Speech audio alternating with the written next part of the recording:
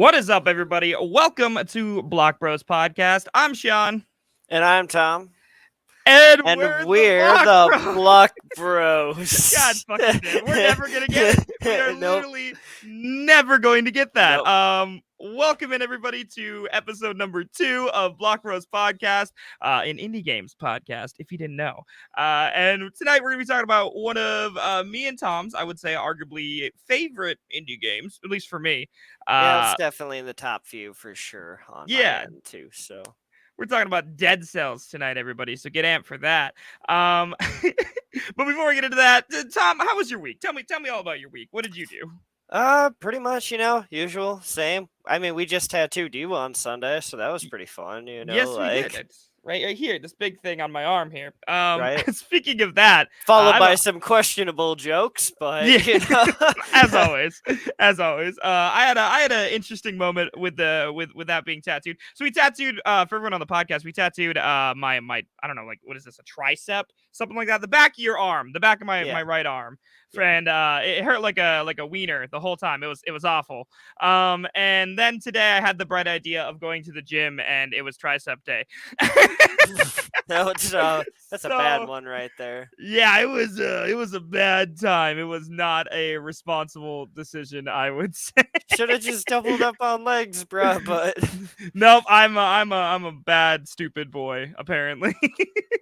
But this week we're gonna be talking about Dead Cells. Just so everyone is aware, Dead Cells is a 2D side-scrolling RogueVania. Basically, it combines the procedurally generated roguelike games and the action-based adventure of Metroidvania.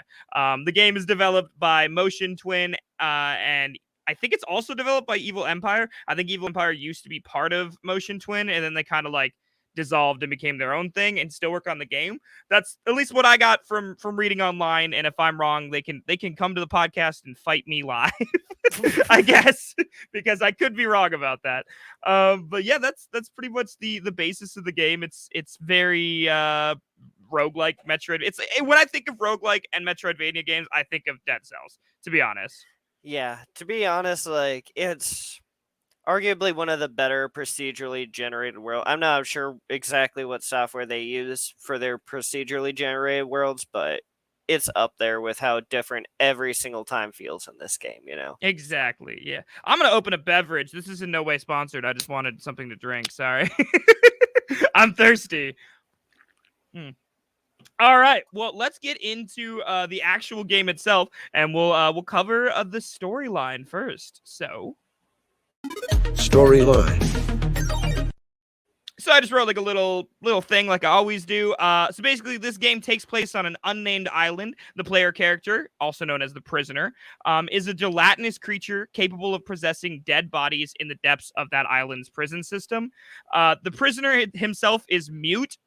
And basically, he communicates his story through dialogue boxes to the player, and more importantly, through like physical actions towards NPCs. So, like, for instance, someone tells you in the beginning of the game, I just replayed it, so like right before this, they're just like, "Hey, by the way, you can't die," and he just looks at them and he goes, and he finger guns.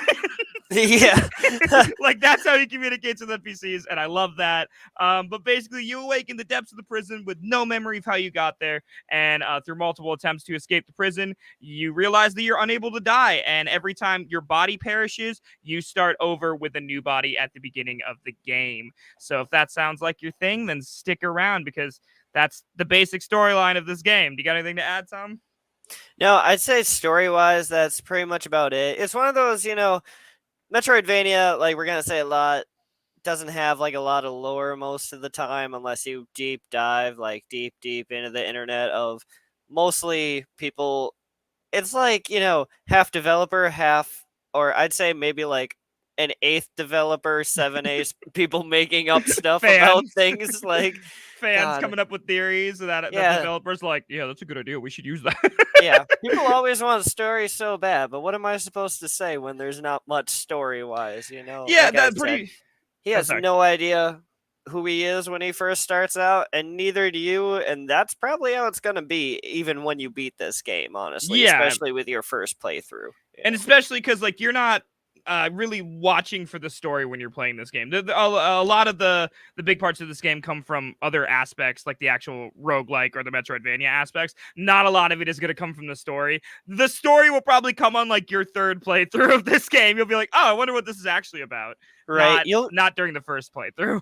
Yeah, you'll get occasional hints like to story through like kind of rooms. Like there'll be like I think there's like alchemist rooms or whatever they are, but there's like notes left in there. Kind of like how we talked about Moonlighter, how Crazy Pete, leaves all those notes. It's kind of the same in this game, which is Definitely. a very nice thing throughout Rogue kind of games and Metroidvania games. It seems kind of tropey, but throwback to episode 1, where you get notes left from a random person in a hidden room. Right. With that being said, y'all, let's move on to the graphics. Graphics and art. And for everyone who does watch this podcast live, we are live every Tuesday at 10:30 Central Standard on Twitch, Twitter, Facebook, and soon to be YouTube.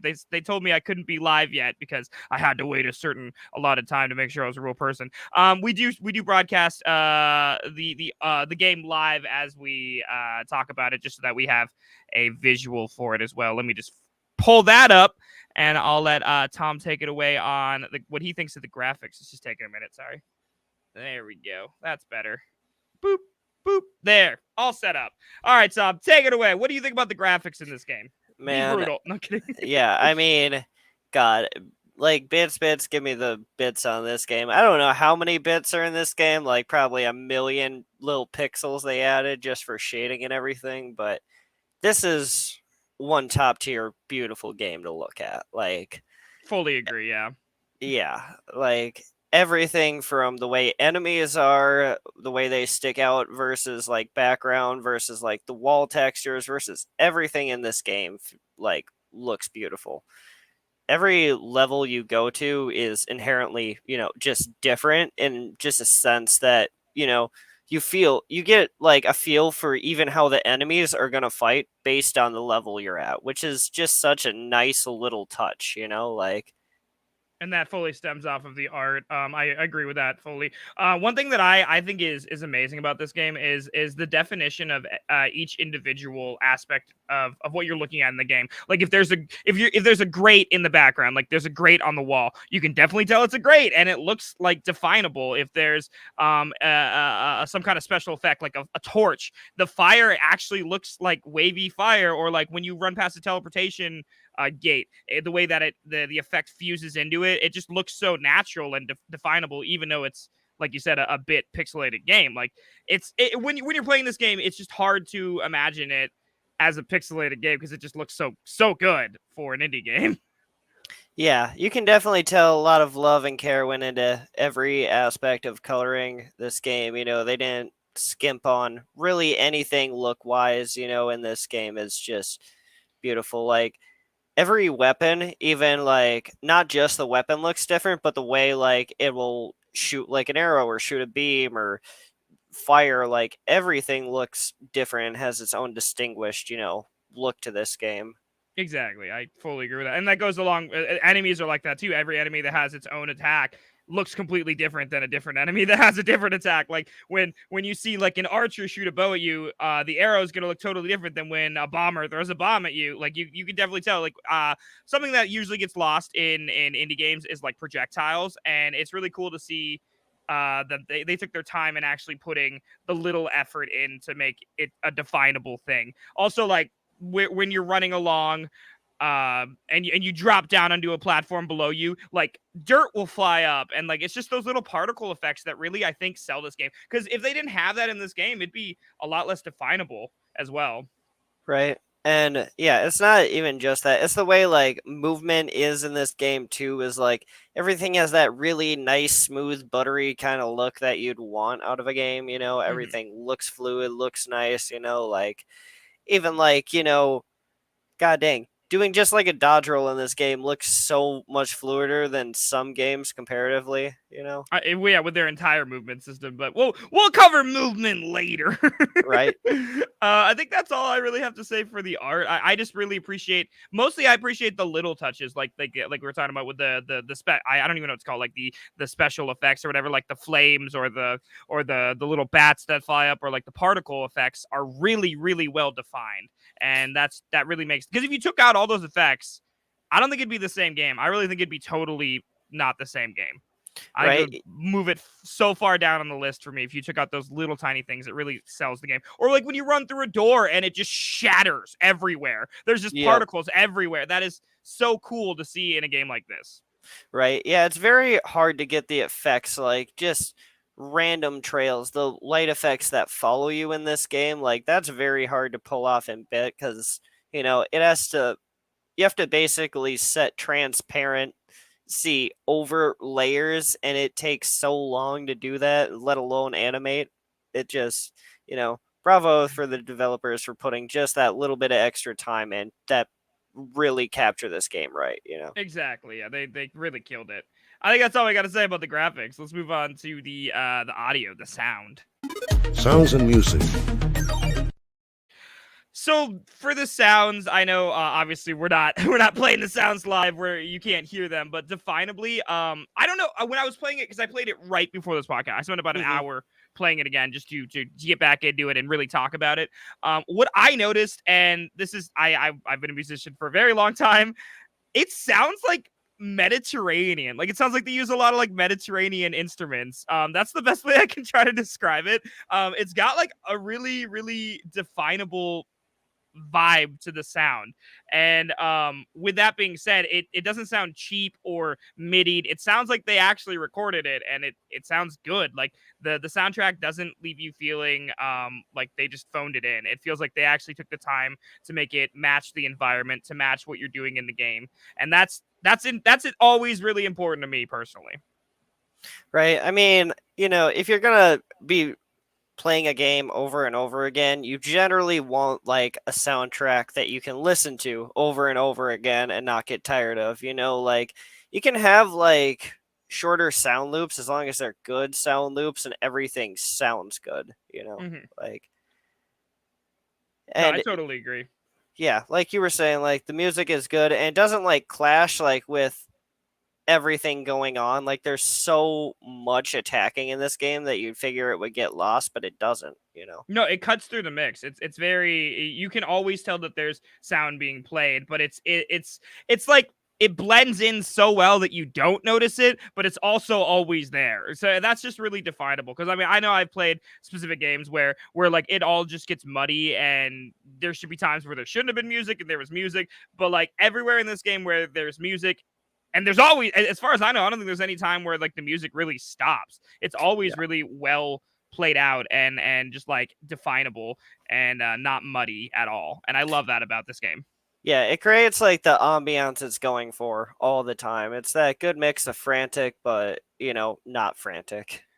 And I just can't get. I don't know if Mediterranean is the right word. Like I don't know. I've been listening to a lot of like Greek music lately, and it kind of just reminds me of that. Like honestly, like it's very, to me it sounds very similar. But I might get some hate for that. Don't hate me, guys. I'll cry. But that's what it reminds me of, and I really mess with it because the game takes place on an island, and like it kind of feels like Mediterranean to me. I don't know. I'm gonna stop talking about that before we get hate mail. Sounds like the only islands are in the Mediterranean. Okay, not question me on this. Geography was not my strong suit. Dodgeball was my strong suit. God. Do you have anything else to add about sounds and music? No, not really. I mean, I really like pretty much all the sounds in this game. Even everything down to just the banging on the freaking door sounds. I was about good, to like I was about to say that too. For reference, we are watching a video live of the game as someone plays it, and he was just banging on a door, and it just reminded me how satisfying it sounds in this game to bang on a door, because it just sounds like an actual like thunk thunk thunk, right, like a knock. Yeah, I love that. Or even like as simple as popping open your flask.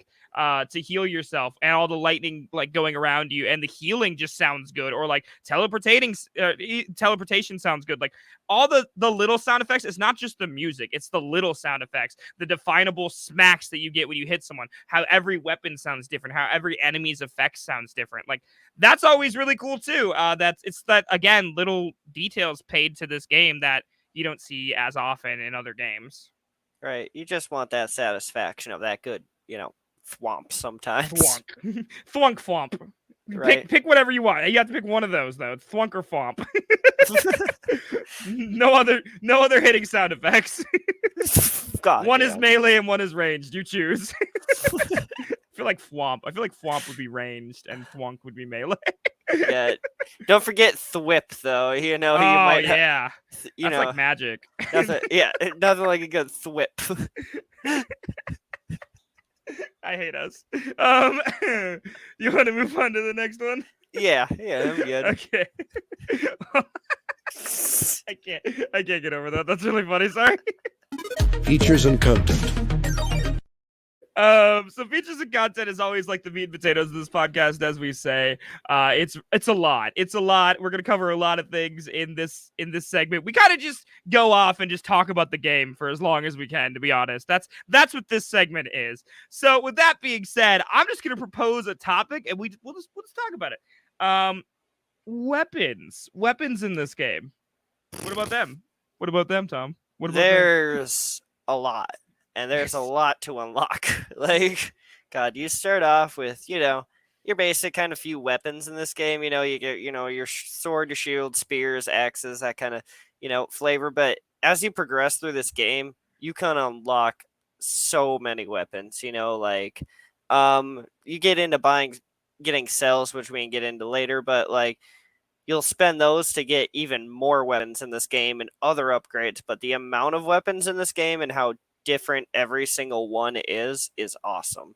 That's exactly. And just to like back that statement, before this podcast I googled like list of weapons in Dead Cells, and I could not find an actual like number there. I could not find an actual number on how many weapons there are in this game. So that's my favorite part of this game, and I'm gonna have to repeat that later when we talk about favorites.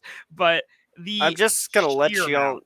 Yeah, I'm just gonna let you all know I've beaten this game on the hardest difficulty, and I still haven't found every weapon in this game. There is still some you get from scrolls that are really rare drops, which is really cool. Exactly.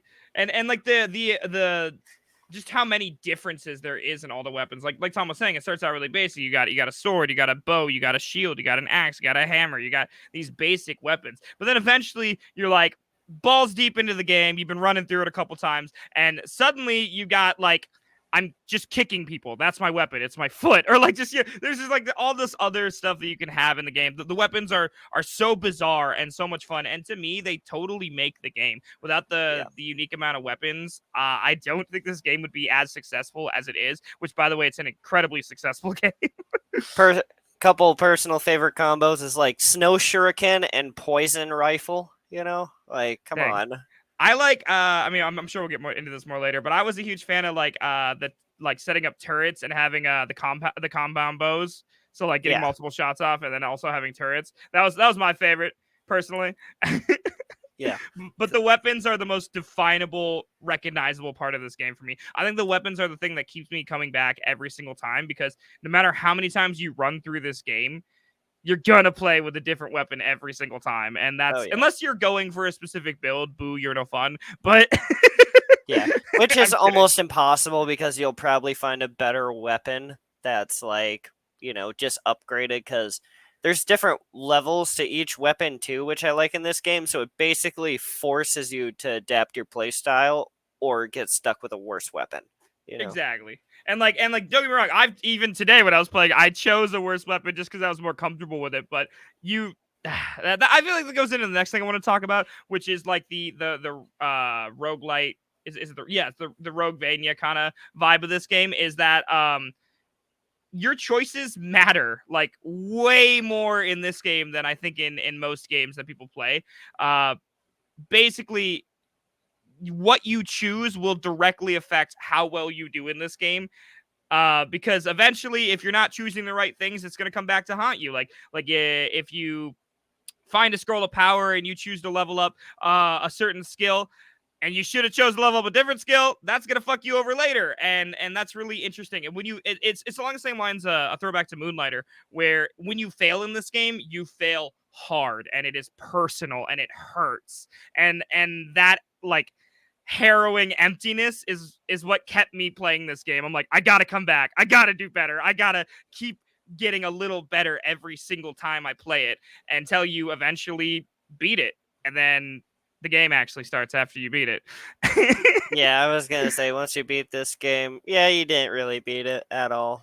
But God, yeah, Yeah. basically, yeah, not just there's on top of weapons, there's also traps, which are basically weapons, but like, way better because you just can lay them all over the fucking place, and oh man, they feel so good to use. Like sometimes you just want to run like an all trap run, like with I how do many that. variety. Yeah, I do like that frequently. I like because like I said, I like the turrets. Then there's like the buzzsaw traps. There's yeah, the snap trap, like the classic bear traps, and then there's also the like you can spawn minions too, which is super fun. yeah. A total side note on that, like one of my favorite grenades in this game is just a grenade that you throw, and then worms come out of the grenade and they eat things for you. Oh, I remember that one. I Yeah, use that that one's for great. everything. I'll just like I'll God. trap everything, but like I'll sit on a level above somebody and I'll just trap below and then just start throwing worms down. And you don't even because like that's the whole thing is that there's so many different play styles. You can be in people's face, you can be ranged, you can be strategy, you can be doing magic. Like there's so many different play styles that you'll never get bored of this game. Truly, at least that's what I think.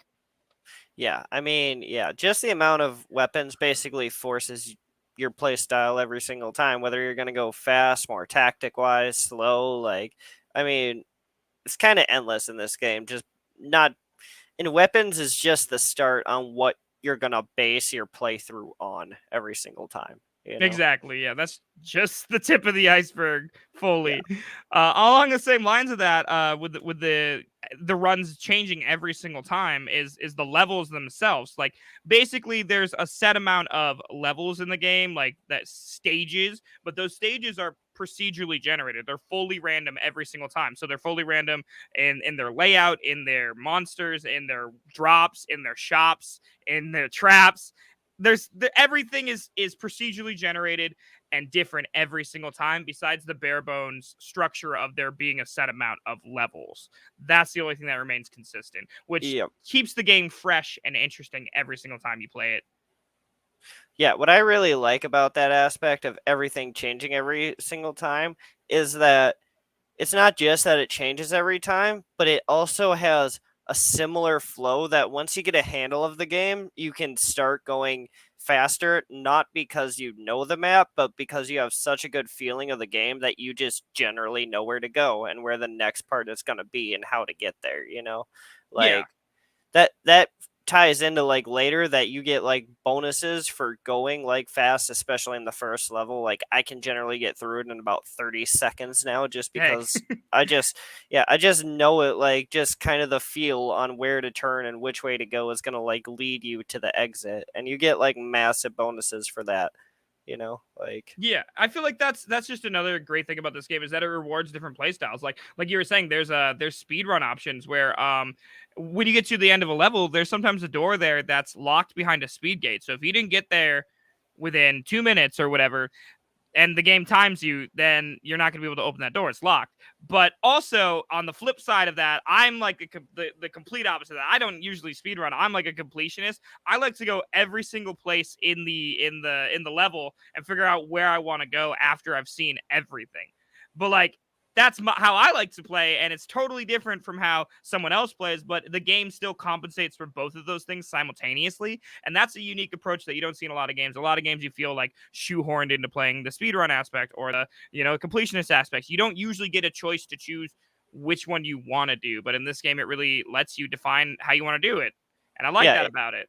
it rewards you based on whatever play style you kind of want to do. Like the slow approach is really nice too, like Sean was saying, because you can find so many treasure and so many scrolls in this game, which are massively going to help you. Yeah, I will say, like, yeah, you need scrolls in this game, otherwise you're gonna fucking die. So you have to like adventure at some point. I just tend to do it more in later levels, just kind of because, like, like I said at first, like especially those speed run, they're really nice and worth it. But then you get doors like, let's say you didn't take damage that whole entire round, which is wickedly hard in this game, especially Yeah. like, yeah, even if you know the enemy types, like you're probably gonna get fucked up at some point, like. Exactly. Combat in this game feels so rewarding, so good. Oh god. Because we were just talking about it not taking damage or taking damage, so I'm just moseying on to that. Combat in this game feels so good. There's not a lot of games that I could say that it is fun to fight in. Like sometimes in games it feels like, oh god, I have to fight everything. This is boring. In this game, I kill every single thing I can see because it feels good to do it, Yeah, no, that's a which true is point. surprising. But there's also the option that you could just totally skip through things. You could speed run past it, but maybe you got to backtrack later and then you got to deal with it. You know what I mean? Like it's that definable choice and how your playstyle comes into it. I like to kill everything. Some people might like to speed run past it and not deal with it. But I feel like with the variable amount of weapons and how good combat feels, it's worth it to kill everything in my opinion. Plus you can make Yeah, a lot of gold and that you can spend on shops and stuff in this game.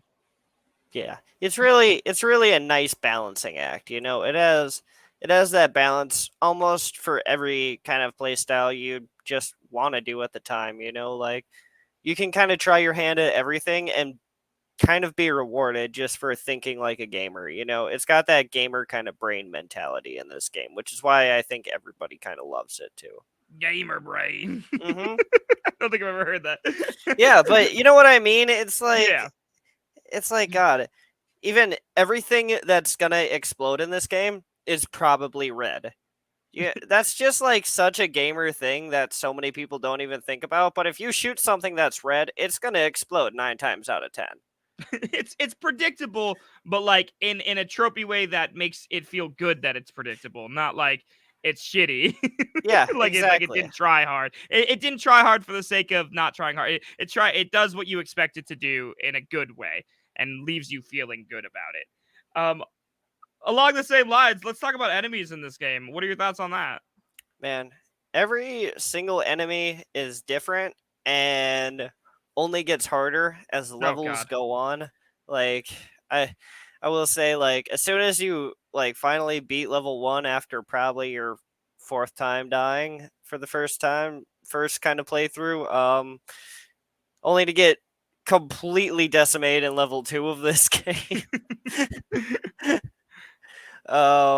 Yeah, no matter where you go, no matter what level you take, you have to figure out every enemy in this game. It's not like a rollover kind of enemy situation. Every level, it's going to be different, it's going to be challenging, but you're going to have a good time facing them. Exactly. And that's kind of the point I wanted to hit is that every enemy in this game is totally different. And that they do get just progressively harder. This is not an easy game. That is the thing that I think defines it as one of my favorite games. Is it's not easy at all. It's actually really difficult. I know that they actually I right as I opened this game before I started this podcast, they did say that they are adding some I'm trying to think of the word, accessibility features to make it like, hey, if you're having a bad time, like you can change the settings, which is new. They just added that, as far as I know, because I've played this game for a couple years now, and they never had that before. And Nah. I don't think that that's a problem. I'm fine with that. I'm totally cool with accessibility. I sucked at this game, and I sucked my way through it. With pride, but not everyone wants to do that, and I understand it. But it is a hard game, and I think that the actual challenges of it being hard, and like Tom said, having to learn the enemies and what they do, and that it gets harder every single level is just part of the charm of Dead Cells. Truly. Right. Another thing I like about the enemies in this game is they fit every level they go in. Not Mhm. just in the way they look, but the way they'll attack you feels like how they would. Like there's like I think like the first time I kind of got to like a swamp level and I noticed these pirates and the way they attack you is like kind of how like any given pirate would attack, but just in its own kind of way, which is really cool. Like they might either fire a cannon at you or just come swinging down with like a sword, and they are so quick about it too. Mhm. Like. Or even like for one thing that I think of when I think of like hard enemies that are definable in this game is like there's like I forgot the actual level name, so forgive me if I'm wrong, but I think it's like the King's Slumber or something like that, Yeah, yeah. where like enemies in that level are invisible until you get close to them because it's supposed to be like a dreamlike feeling, and it does feel like a dream because you don't fucking see them until they murder you. Yeah. and they'll like rip you from across the map with chains. It's super fun. But also really frustrating until you figure out, like we said, how they work and how to counter how they work. It's very, I feel like it takes aspects from like Dark Souls in that way that you have to figure out how to counter things specifically. Right. I mean, sometimes I will say you're going to feel like you can take on almost any enemy in this game just based on the weapons you have and the combos you have. Like, if you get the right weapons in this game that kind of combo link with each other and the traps to go along with it, a lot of enemies don't feel like shit, especially if you combo really well. Mm-hmm. But if you were running like a bad playthrough, like you definitely will in this game, like you'll just get stuck with like the worst weapons you never use that never work well together. You're gonna get your shit kicked by like the easiest enemy in this game. Like, It's a humbling experience, truly. It really is. It makes you feel because like Tom says, there's high points in this game. Like when they're high, you're super high. You're like, I am God here, and I will fuck the earth. like that's how it feels. And yep. then you'll play another run through where you have like something I hate personally is like firebrands. You have like firebrands, and you'll be like, why Right. am I only doing 35 damage a hit? And then like the basic level like one area feels like fucking hell because you're trying to get through there with the weakest shitty weapon. Right? Yeah, it just, oh man, some of these weapons, like, it's like, I swear the developers not only put in great weapons for you, but they're like, hey, let's put in some super shitty ones too, just for fun, like. But I feel like What? everyone's shitty weapons are totally see like I personally don't like firebrands, but somebody else could come out of the woodwork and be like, I fucking love firebrands. So Right? like it's fully based on how you play. I don't think there's actually any shitty weapons. I think it's fully based on people's playstyle, which also makes this game super unique. I mean, I don't know like the numbers. I'm not like an analyst. I can't tell you if there is a meta or things that are better, but I truly believe that there is going to be somebody that loves every single different weapon in this game. You know what I mean? Like that Right. just sounds like how it would work because everything is so unique and fun. I And will I love say, that about it. freezing people and the hammer for like just the win on like That's actually the build I was just playing before we started this. Was Oh I had man. a freeze grenade, and a hammer, and then I had the stun traps too, so I was getting double damage. Felt powerful, felt good. Yeah, that's the thing. Like, it feels great, sometimes beating these enemies in this game, and sometimes definitely does not. And that's, where trade off elements come in. Do you want a weapon to use against these enemies that you're used to and sacrifice a better one? Or, trust me, those boss fights, you're going to need better weapons, because, God, Speaking of boss fights, yeah. let's talk about them. Ooh. You go God. first. I'm interested to hear what you have to say about boss fights. Every boss in this game, though there's only 3 in the main, they're really, really different. Like the way they'll fight you is totally different. Like the first one is going to be totally different than the last one. I just love the feeling of bosses. The first time you face the first boss, it's probably going to shit rock you about 20 sometimes, like it's probably the best. My personal favorite boss is one of the new DLC ones. They added this giant, and he is one of the hardest bosses in almost any game I've ever played. But I think definability about this game for me is another thing is the boss fights like we were just talking about where you said like the first time you face the first boss, which I think it's on the bridge, right? It's the yeah, first boss on the bridge. That thing Yep. scared the fuck out of it. Like I like got into it. I'm like running through this game. I'm feeling confident. I'm feeling good. I have a good weapon set up. I roll into this long ass bridge, and I'm like, this is a really long bridge. There's got to be like a boss fight here. And then all of a sudden, like this massive, angry boss shows up and just beats my fucking face in. Boss fights are hard in this game. you will lose. It will hurt. Unless you're like an amazing gamer, you will lose, and that is okay. That's part of the game. That's part of the charm of this game.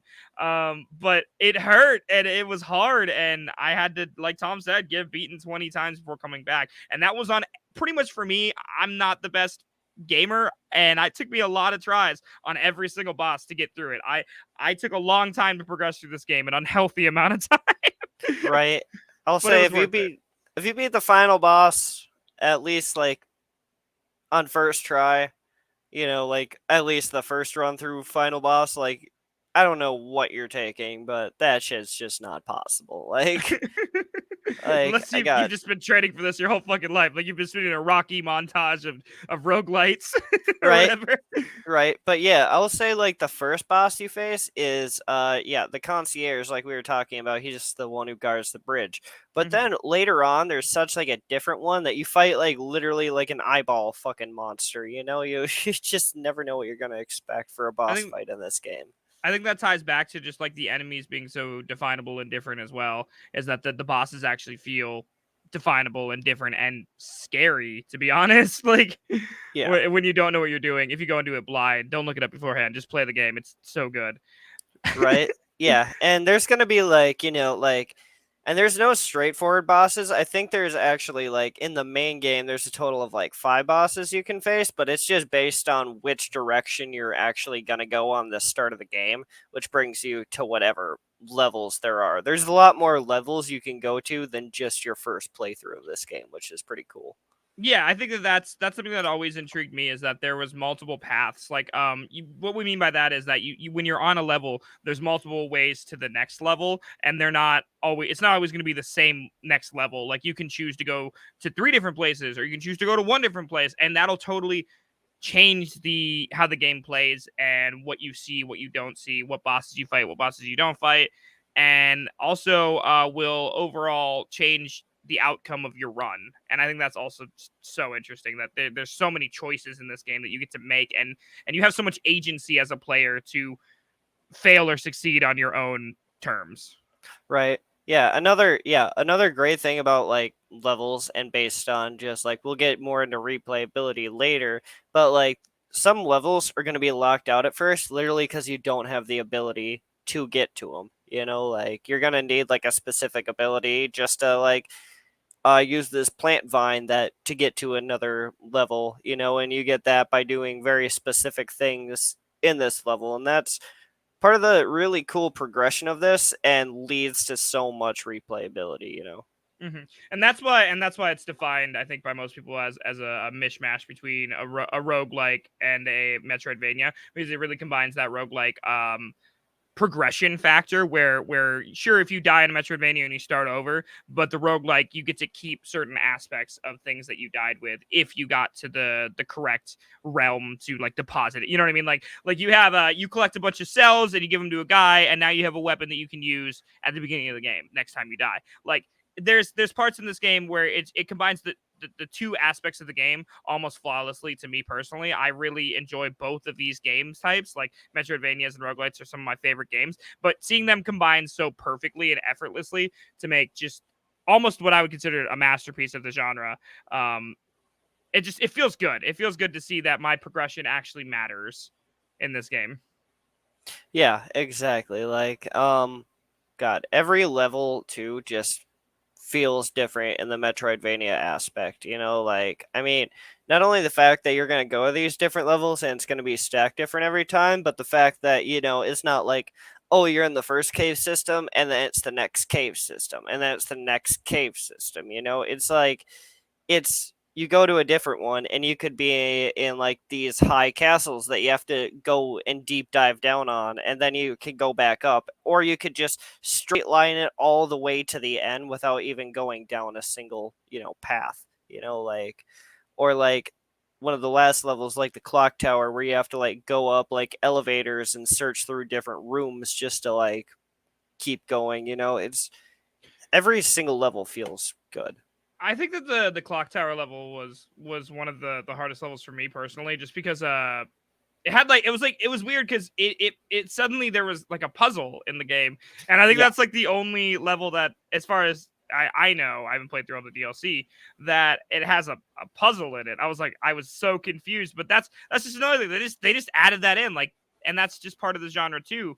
That they can just add in stuff like that, and it still fits. It still made sense that it was the same. I'm still playing the same game, even though suddenly I'm solving a puzzle after I've just been killing things nonstop. So like I think that's it's just so expertly crafted and well done on the levels and the boss fights and enemies and weapons. Honestly. Getting into a more nuanced or like when you've already played the game aspect of it, we should talk about like the mutations and the level up system. Oh yeah, like the mutations in this game, like, oh, they're really cool, honestly. Like, each one kind of provides like a different one. You can only pick, I think, what, two per run? I thought it was Two or three. Yeah, it's either two or three that you can pick kind of per run, and each one kind of does like a different thing. Some will give you more strength on your melee attacks. Some will give you better traps. Some like vampirism lets you take like health based on like damage you do. Like each one is really nice, you know. Yeah, and finding your own way to what I generally pick the same three no matter how I'm playing, just Yeah. because that's what I like. But it's one of those things where you can experiment and pick and choose, and it's not set in stone. When you choose something, you can come back later and change it for gold in the game, which is also super interesting. That it's not, your choices aren't fully set in stone. The game is very fluid in the way that you can change on the fly and determine what's going to work for me here, what's not going to work for me in the next area. I can change it based on how I want the run to go for me. I love that about it. But that's pretty much all I had to say on mutations. Do you have anything else on that one? No, I mean, generally, I think we could kind of talk along the same line with mutations just based on, because it's kind of in that same shop kind of atmosphere, so we can kind of touch more on that kind of guy, because not only can you do mutations like vampirism, which is my personal favorite, I like Same. using Yeah. that every single time. Like, you kind It's of a need it. safety net. It's a safety net, honestly. Yeah, it's great. But you can also, right there, you can also like say you want to upgrade your weapon because you don't really want to. You want to use the same one, and you're really good with this weapon. Like you can upgrade to the next tier. It's gonna usually cost a buttload of money, but sometimes it's worth it just to hang on to that weapon just for those really nice combos. You know. Yeah, exactly. And then along the same line, when you upgrade that weapon and bring it to the next level, I don't know what they call it. I'm just gonna call it traits because that sounds right. The weapon can get its own traits, like if you kill an enemy with this, it burns other enemies around it. Like, but every time you upgrade it, it gets new traits added on. And along the same lines, you can re-roll those traits for extra money that you get from the game, which just allows you to we're people who are like completionists like me who like to explore the whole level. I have way more gold than someone who say speed runs the level, so I can sit there and keep re-rolling my traits until I get exactly what I want. Yeah.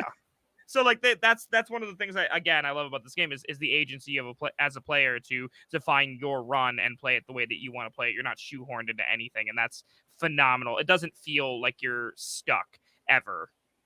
Yeah. Another great thing is like along with mutations and upgrades, you're going to keep getting more of them just based on cells in this game, you know, like it's another form of currency, but like the permanent form of currency in this game when we reference like the cell aspect, you know, like which is the genius part of this game that, you know, you got that permanent money and not permanent money, you know. Exactly. And cells are spent. So, for reference, you get cells randomly throughout the game by killing enemies or opening chests, or I think that's the only way. Killing enemies or opening chests, correct? Or Yeah, finding it just randomly. yeah, just normally, yeah, you'll kill like a random enemy and they'll just give you like a couple cells usually, or if you face a boss, they'll usually give you like 20 or 30. So, And if you survive until the end of that level, you meet a man called the Collector. The Collector does come up in some DLCs as part of another story, but we're just going to talk about him as the Collector that he is for the base game. Essentially, you can spend what Tom was talking about, the permanent currency, which is the cells, to unlock things for later. That's where the roguelike version of this game comes in, where what you spend your cells on matters, and you can build towards getting more and more stuff. So, like, for instance, to reference that, you can start by spending 65 cells to get a starter bow at the beginning of the game. You're guaranteed a starter bow when you come in. Like, that's what I'm talking about. Like, in every single run. It's not just your next run, it's every single run after that. Super handy, amazing. It feels like you're actually putting the effort in and getting something back immediately for putting the effort into this game. And it just makes the game so tangibly fun to play. Yeah, exactly. You know, like, I mean, along with, like, you know, unless you're, like we said, it's a roguelike kind of game, or roguelite, whatever you guys want to fucking call it. Don't yell at me for calling it something different, but that's why I I'm prefer yelling at you. this kind of over like full rogue games, because like in those it's really fun, and I used to love rogue games, but you know, every time you die, you never get anything out of, you know, dying. This game even rewards you like just based on cells you've collected for next time and spending them and holding on to them. You know, it's really nice to have something permanent that transfers into your next playthrough. You know. Yeah, it makes the games, we'll talk about it more later, but the replayability factor a lot higher for me. And I think that's the main reason that I did keep coming back to this game for so long and still do to this day. I mean, I played it today. So is the fact that your progress is permanent and it feels like progress and not like it's forced that you have to do it. Along the same lines with the progress, you get blueprints in this game. You can find random drop blueprints where it adds a new item that you've never seen before, you've never played to the collector, and that just popped up on screen. That's why I'm talking about it. But it adds it to the collector, and then you can spend the points to add that item into the game, and that's really cool because again, it's one of those things where it's a new item that you get from putting the effort in to replay the game over and over and over again. Right. Yeah. It's a way I feel like a lot of people are going, like a rogue kind of gaming. Like I will say, though fun, it's kind of more dying just based on like everybody kind of likes to at least be somewhat rewarded, even though you're gonna have like a crappy run through. You at least get some reward for all that time you're putting in. You know, like. Exactly. And I'm trying to think if there's anything else I want to add. I think we really covered most of what I wanted to add about the weapons and the mutations and stuff. But those are just such a vital part of this game is weapons, mutations, leveling up, and the trait system. They're just all really well defined and really easy to understand. Like when you get to the end of the level, you get to spend your points that you earn on that level, and it helps you later in the game. It's that simple. Yep, exactly. Like it's a very simple concept, but it does it in, you know, such a branching kind of complex way that it's just addictive. You know, it's everything you want out of like a pure addictive kind of video game like this. You know, every run through is gonna feel fun. You know, no matter what, And it's gonna unique. be. Yeah. Yeah. Cool. Well, I'm just gonna check to see if there's anything else we need to cover in the content section. I think we basically. Oh, there's one other thing I wanted to cover, but it could be really added anywhere. One thing that I just love about this game, like just truly love more than anything else, is that not only and there's not a lot of lore. It's not like very lore heavy, whatever. But one thing that it does very well is very dark, but it's funny, and it does that very well. For instance, there's a scene in this game where you come across a person that has hung themselves in their room because they were dying of a sickness. And instead of just being like, "Oh, wow, that's really sad and this is sad violin music, whatever," your character's like, "I'm going to jump on their body until money comes out." Like it's just like it's very fucked up but funny in a good way. It makes you like laugh at times when you shouldn't fucking laugh. And I love that they took the extra time to make the sad moments funny because your character is just like infinite. He lives forever. This is just like another day for him, you know what I mean? Yeah, exactly. Like it's very, yeah, you're gonna stumble across like a lot of very dark jokes in this game that your character will just kind of say out of nowhere, just based on even notes or random things they find. Like, yeah, like Sean said, every time you run across a dead person and there's like kind of dots by him, expect some really dark humor to be kind of thrown your way. Like, And I appreciate that. I really do. I'm not like a cringe edgelord that's like, oh, dark humor, but like they did it in a really tasteful, funny way that actually makes you like laugh, but also kind of feel a little sad.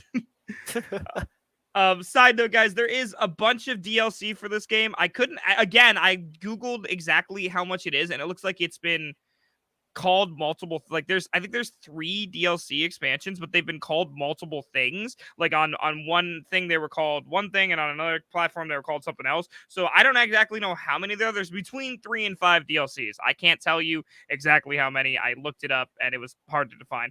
But anyways, there is a lot of extra content for this game, and one thing that I really appreciated about what they did for the DLCs is they weren't expensive. It wasn't a money grab. This game itself wasn't expensive. It was like, I think it's like what, like $25 tops to buy the base game, and then each DLC was $5. Like, that is so worth it for how much content you get out of the DLCs. Yeah. Another thing I appreciate about the DLC is it feels like it's blended in the game so well, you know? Like, I mean, like on the giant one, you have to specifically go through like levels and like activate things in those levels in order to get to a door in like the 4th or 5th level just to be able to face that boss, you know? And that's like part of the DLC that they don't really tell you about, you know? Like, you just kind of have to figure it out. And it's really, it like hints you in the right direction without hinting you. Like I said before, it's all that kind of gamer brain mentality where you're like, oh, this is how things work, you know, because I've played video games before. That's another thing I really respect about this game, is that there's no real hand holding for it. It's just you have to play the game, and you have to fail, and you have to succeed on your own terms, and you got to take what you've learned and do a little bit better every single time you play it. You're never going to have a perfect run where you just, at least I've never had a run where I just start and play and get through in one run on like the first try of something. It's always like I have to fail, succeed, start again, get a little better, and inch my way towards the victory. But then when you finally get to the victory, it feels so much better. Like when you kill the final boss for the first time and you think that's it, you're so amped and you feel so good, and then you find out that that's just the fucking beginning, and you have to keep playing the game, or you get to keep playing the game. Right.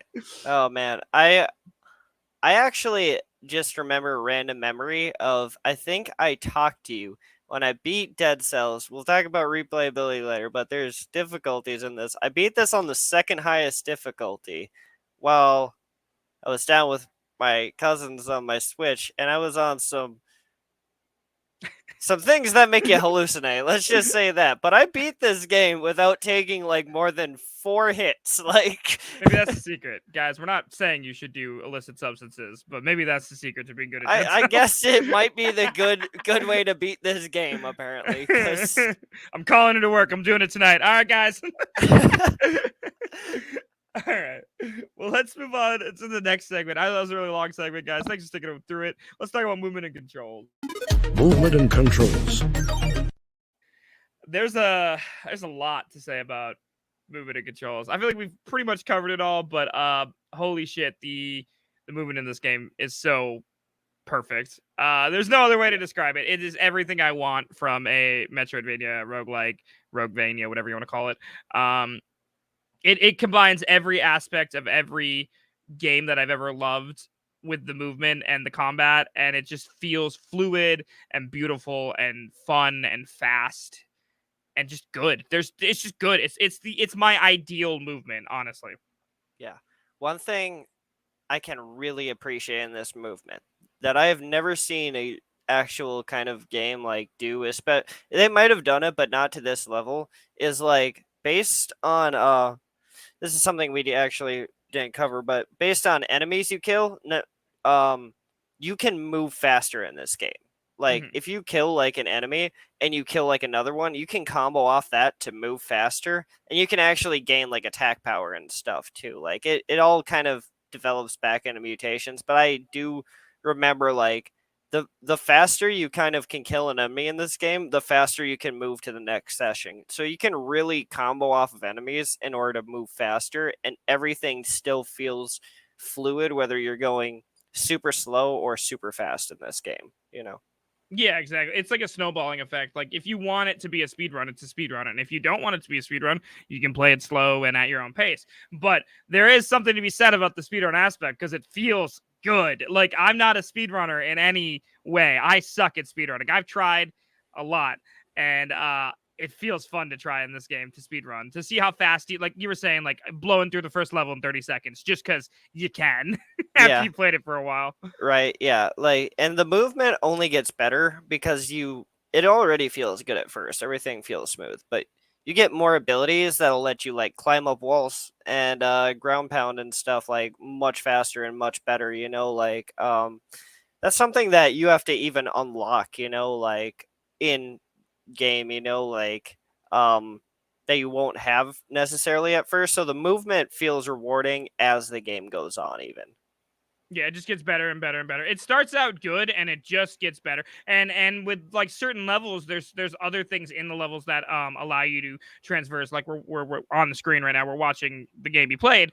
And for instance, in this specific level, there's plants that close and you can bounce off them to go higher or lower, or you can like bounce off of enemies or skip them altogether, or place down traps and bounce off enemies. Like there's so many things in this game that affect your movement and how the game flows or feels. And it's just, I personally cannot think of a better game movement style for this for like roguelike Metroidvanias. It's my go-to like thought process on movement and controls. Right. Yeah. One slight, even movement awesome thing in this game is say you like roll through a door, you can stun enemies just by rolling through a door if their back is turned in this game. Like It's that's the little things, yeah. honestly. Yeah, it's really like I said, it's the little things that make, games like 9s instead of 7s, like, and this is definitely one of those kind of games that hits every little thing you want to see.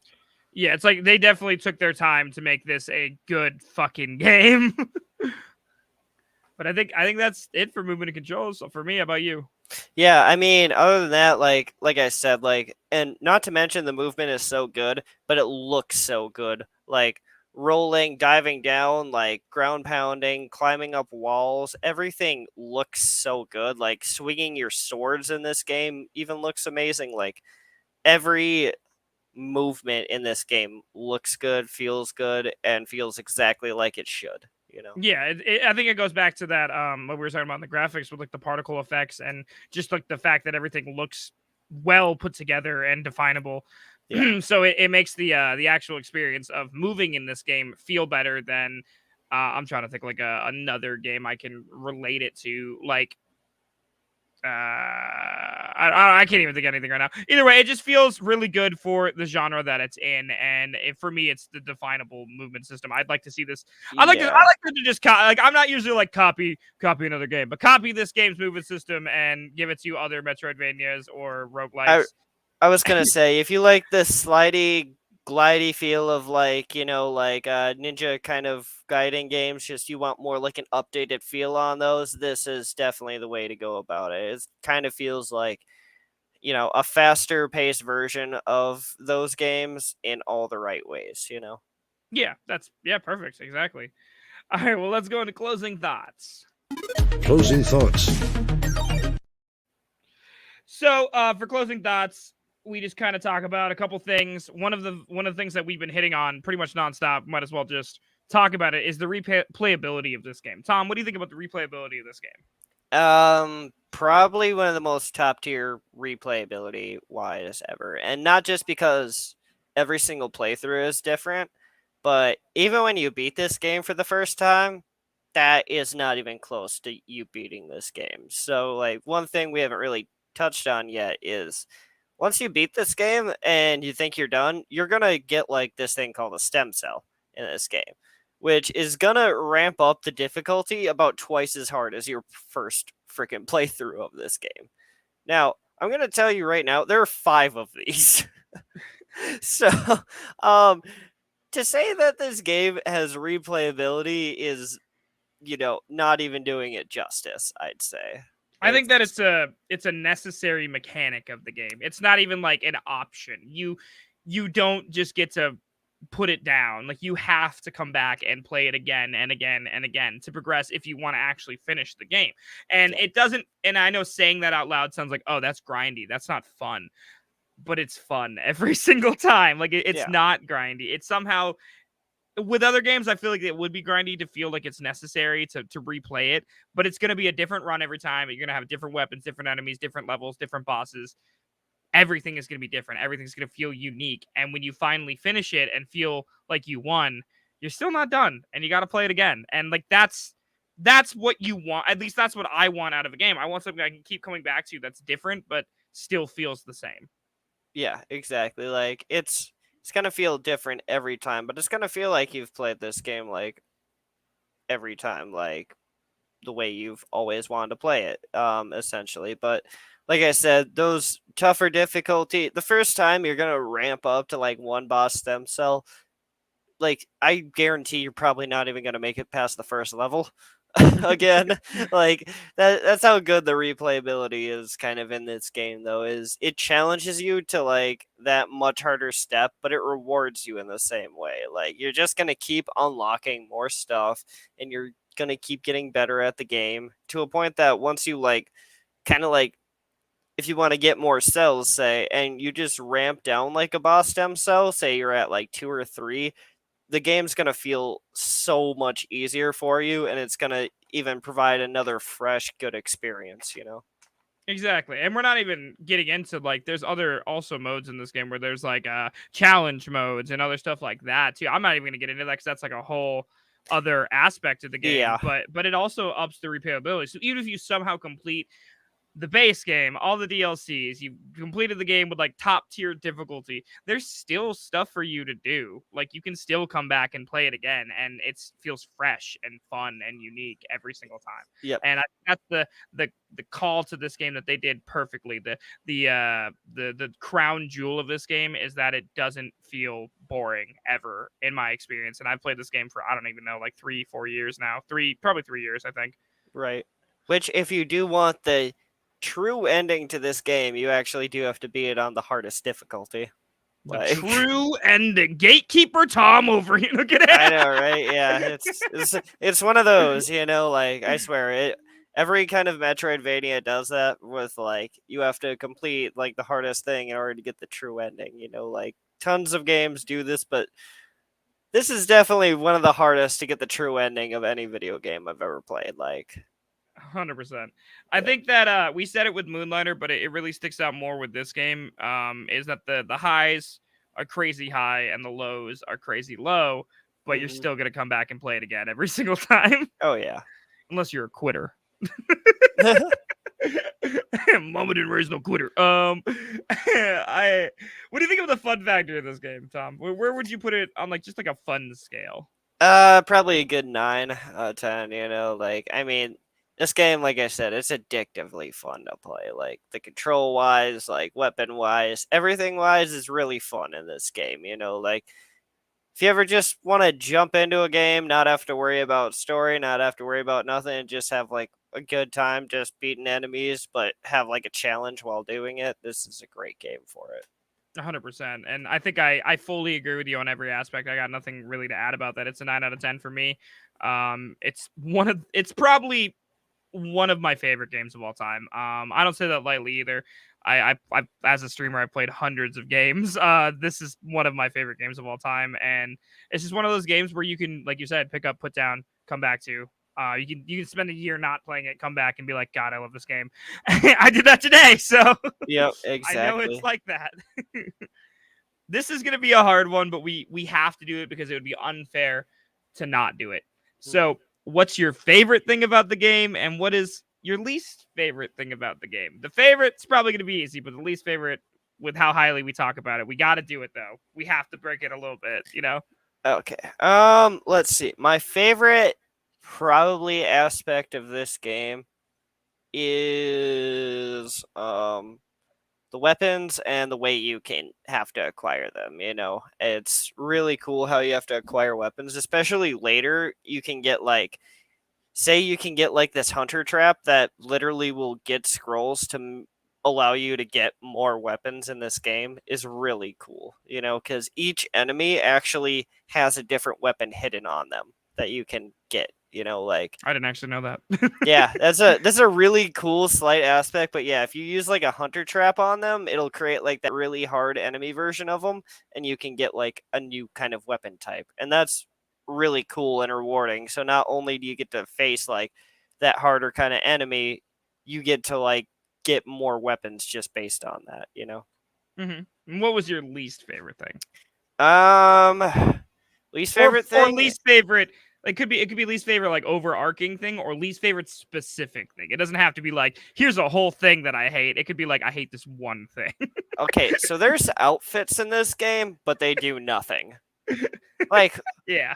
if you're gonna have outfits in the game and like have them boost some kind of ability, you know, like it's all I'm saying, you Or know, give you like like a cool new thing that you can do. yeah, like I mean, they look really cool and stuff and they're fun to unlock, but I mean, like I just wish they would have done something like be like, "Oh, have like maybe a 10% chance of getting like cells or like Mhm. more gold or this random just even slight chance of a passive effect I would have taken based on clothing, you know." It does feel for the game being so well put together in every other aspect and having that vibe with every other aspect.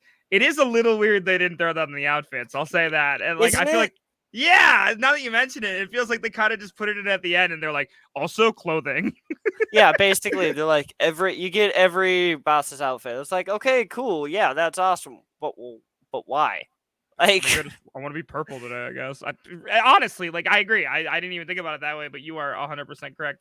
base That is a good one. I just didn't know a blob of goo would even want to be like such a fashionista anyway, but at Styling. least yeah, like give me like option of a little bit of an effect with it, you know? Like Styling, bro. I'm out here styling as a blob. I think god damn. my favorite aspect about this game is and it's kind of an overarching thing. I'm gonna do my favorite's gonna be overarching, and my least favorite's gonna be specific. Gotcha. So my favorite is the overarching. That like I just said, like you just told me something. I played this game for a long time, like 3 years, and you just told me something that I didn't know about the game. Like where you're just like, oh, the hunter. You're talking about the hunter grenades and stuff, and how you can get Yeah. specific weapons. Yep. You learn new things about this game every single time you play it, and that sounds cliche and that sounds stupid, but unless you've literally just ground it to bare bones for hours and hours and hours and hours and hours and hours and hours and hours and hours and hours and hours and hours and hours and hours and hours and hours and hours, it takes that many hours. You're always going to be learning something new, or you're going to be experiencing something new. It's going to be different. It's going to be fun. It's going to be fresh. It's going to keep you like interested in the game. There's hidden rooms everywhere. There's different weapons. There's new unlockables. It's always different. I don't even know what the end goal for this is. And they keep adding DLC, so there's just always fresh stuff to do every single time you come back. That's my favorite part of the game. It's ever changing. It's fluid. It's perfect. And Yeah. my least favorite thing in the game is the goddamn totems that make things invincible. That yeah. is specific, and I hate them. Yeah, having to work your way to those first is really a hassle every single time. Like Yeah, because they're always inconveniently placed, and they're always like, there's always enemies that I just fucking hate dealing with, and it's just like I just don't want to deal with them, but I have to because if I don't, I'm gonna die later. And they're just there's these little tiny fucking totems that just exist and shoot out these beams that make everything in the area invincible. Fucking hate them. yeah. 0 out of 10. Why does that happen? I'd say the worst for when that happens is when you get there and you're surrounded by these guys that can teleport right on top of you, That's what I'm saying. and you're getting attacked by like bats that like randomly fucking shoot things and swoop at you like that you can't do shit against. Like That's exactly what I'm saying. Because you're always gonna be like, oh, it's easy. Like, I'll just take out the totem and then I'll double back and kill everything else really quick. And it's always like everything culminates at the totem to fuck your entire life over. It's like an orgy, but you weren't invited, and then you get there and you're getting fucked nonstop. by everybody and everything. Bro. Yeah. It's the worst. I hate it. Thank you for coming to my TED Talk. And then is there any games that this game reminds you of? Let's see, like, God, there's quite a few, you know, like, I mean, using like roguelike Metroidvania as like an umbrella term, you know, you could basically call this Metroid, but with every time the levels change, you know, it's a procedurally generated any kind of Metroidvania kind of game. I Yeah, know that's an umbrella term, but everybody's played a game like this. That's exactly what I was gonna say. I think when I think of this game, I think of it as like just like the goat of this genre. Like there's literally no other game that defines the genre as well as this game, in my opinion. And I think of like for instance, for me, I think of like Guacamelee. Like that's something that I think of when I think of Dead Cells. It just they have the same kind of vibe, and just like with the humor and it not being too serious, but still there's unlockables and fun content. It's just like when you think of this genre and you think of what would be the best for it, it's this game. Yeah. No, I feel it, like this is definitely the top tier of this kind of genre, like I guess like that's why it's hard to like pick a game it reminds you of, because it's like the better version of like almost any kind of those games, Yeah, it's doing it a disservice to compare it to other games almost at the same time, but you have to. We actually fucked up. We didn't decide what game we're gonna be reviewing next. Ooh. Do you want to decide now or let it be a surprise? I guess we'll let it be a surprise, because I guess we should talk about which game we want to play. I knew we were missing something. I was like, we're missing something, and I cannot figure it out. Either way, we'll be reviewing something next week, guys. But let's get to the outro. We're wrapping this up. Damn. You got any closing thoughts? Next week for Madden 2022. Like, why did you say that? I've never played a Madden game. That'd be awful. Nope, sorry. Like, we only cover indie. Could you imagine just being like football? Right? They say Blue 42 or some shit like that, right? Yeah. I actually did my prep research on soccer. Fuck. Shit. Oh man. That's what would happen. Join us next week for something we don't even know. That's how things go on this fucking podcast. You got any closing thoughts before I do the whole ending spiel, Tam? No, not that. Nothing really comes to mind, though. I would just recommend this game to almost anyone. Like, you're gonna be frustrated sometimes, but you're gonna have fun outweigh it. So you're gonna have a good time no matter what. Fully agree. That I don't have anything else to add. That's just play this fucking game. It's a great game, and then tell us you played it, and then rate us 5 stars on Spotify. Tom, where can people find you if you want to be found? Can find me on Facebook, Anchor13 Tattoo, Tom Dykers. Feel free to hit me up. My profiles are totally, public access. So if you ever need tattoo work or just want to talk indie games, feel free. You can't see it, but I'm like showing off my tattoos that he does right, for me. Right. And as always, my name is Sean as a Ginger. I stream every Monday, Wednesday, and Thursday on a little platform called Twitch. I also make content daily on every single platform, basically Twitter. Right, not Twitter. Well, I tweet a lot from the toilet. But on TikTok, YouTube, and Hover under the same name, Sean is a Ginger. That's SEAN is a Ginger, all one word. And I start streaming on Twitch between 8 and 9 p.m. Central Standard Time. That's where you can find me. Otherwise, let's play the outro music and talk about that. If you are a developer that wants to talk about your indie game, you can send us an email. Our email is blockbrospod@gmail.com. Again, that's blockbrospod@gmail.com. If you also have a game you'd like us to review, feel free to send us an email on there as well. Blockbrospod also streams live on Facebook, Twitter, Twitch, and coming soon YouTube every Tuesday night around 10:30 p.m. Central Standard Time.